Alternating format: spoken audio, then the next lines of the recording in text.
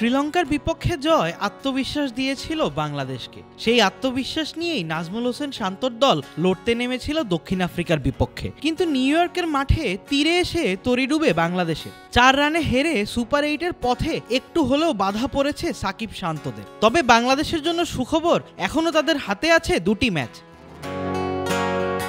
13 June Netherlands ও 17 June নেপালের বিপক্ষে খেলবে লাল সবুজের দল। তবে ম্যাচ বাই ম্যাচ আগালে বাংলাদেশের পরবর্তী অ্যাসাইনমেন্ট ডাচদের বিপক্ষে। এই ম্যাচে জয় পেলেই সুপার 8-এর রাস্তা আরেকটু সহজ হবে টাইগারদের। তবে ডাচদের বিপক্ষে ম্যাচটি একেবারেই হালকাভাবে নেওয়ার সুযোগ নেই বাংলাদেশের, কারণ এই প্রতিপক্ষের কাছেই 2023 ওয়ানডে বিশ্বকাপে হারতে হয়েছিল সাকিব আল হাসানের দলকে।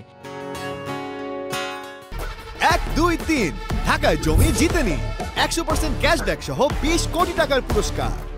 প্রায় 8 মাস পর এবার ফরম্যাট ভিন্ন হলেও রিভেঞ্জ নেওয়ার সুযোগ পাচ্ছে বাংলাদেশ। তবে ডাচদের হারানোর কাজটা একেবারেই সহজ হবে না, কারণ দলটির প্রধান কোচ হিসাবে আছেন রায়ান কুক। আর এই কুক খুব ভালোভাবেই চেনেন বাংলাদেশকে, কারণ 2018 সাল থেকে 2021 পর্যন্ত বাংলাদেশে কাজ করেছেন তিনি। দায়িত্বরত ছিলেন বাংলাদেশের ফিল্ডিং কোচ হিসাবে। তাই সাকিব, শান্ত বা লিটনদের ভাবনা কেমন তা খুব ভালোভাবেই জানেন তিনি। আবার মুস্তাফিজ, তাসকিনরা কিরকম বোলিং করেন তাও জানেন তিনি। তাই নিজের শিষ্যদের হয়তো বাংলাদেশকে নিয়ে ভালোভাবেই পড়াশোনা করিয়েই মাঠে নামাবেন কুক।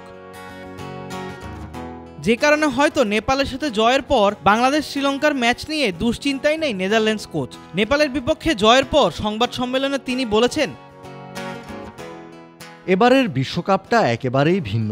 সব দলই সব দলকে টক্কর দিচ্ছে। ছোট বড় দল বলতে কিছুই নেই। আমরা নেপালকে হারিয়েছি, আর দক্ষিণ আফ্রিকা, বাংলাদেশ ও শ্রীলঙ্কা সম্পর্কে বেশ ভালো করেই জানি। বাংলাদেশে কাজ করেছি আমি, তাদের সম্পর্কেও জানা আছে। আর ওয়ানডে বিশ্বকাপে সব দলের বিপক্ষেই খেলা হয়েছে, সেই অভিজ্ঞতা কাজে আসবে বেশি দিন। যুক্তরাষ্ট্রে নিজেদের মিশন শেষ করে বাংলাদেশের পরবর্তী গন্তব্য এখন ওয়েস্ট ইন্ডিজ। সেখানে সেন্ট ভিনসেন্টে নেদারল্যান্ডসের বিপক্ষে লড়বে টাইগাররা। অবশ্য ডাচদেরও এটি ওয়েস্ট ইন্ডিজের প্রথম ম্যাচ, তাই অচেনা কন্ডিশনে দুই দলকেই সমান কাতারে রাখছেন দলটির ক্রিকেটার সাইব্রান্ড অ্যাঙ্গেলব্রেস্ট।